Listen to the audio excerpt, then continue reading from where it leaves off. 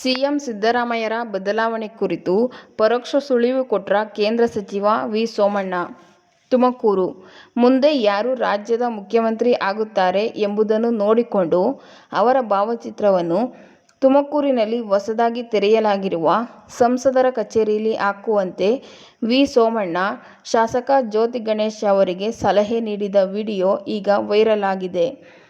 ಪ್ರವಾಸಿ ಮಂದಿರದಲ್ಲಿ ಹೊಸದಾಗಿ ಆರಂಭಿಸಿರುವ ಕಚೇರಿಗೆ ಶನಿವಾರ ಭೇಟಿ ನೀಡಿದ ಸಮಯದಲ್ಲಿ ಅವರು ಈ ರೀತಿ ಹೇಳಿರುವುದು ಸಾಕಷ್ಟು ಚರ್ಚೆಗೆ ಕಾರಣವಾಗಿದೆ.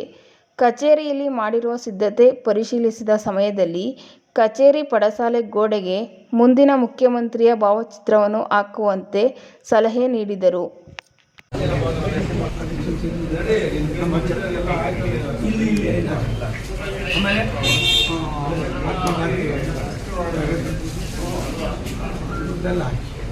ಇವನು ರಾಜ್ಯದ ಮುಖ್ಯಮಂತ್ರಿ ಯಾರಾಯ್ತಾರೆ ನೋಡ್ಕೊಂಡು ಸ್ವಲ್ಪ ಜಾಗ ಬಿಡಪ್ಪ ಇಲ್ಲಿ ಆಮೇಲೆ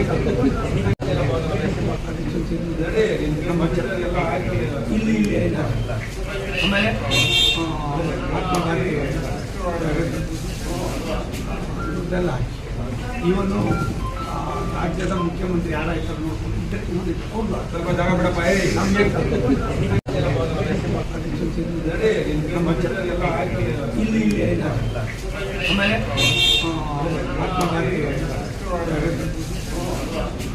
ಇದೆಲ್ಲ ಇವನು ರಾಜ್ಯದ ಮುಖ್ಯಮಂತ್ರಿ ಯಾರಾಯ್ತಾರೆ ನೋಡ್ಕೊಂಡು ಸ್ವಲ್ಪ ಜಾಗ ಬಿಡಪ್ಪ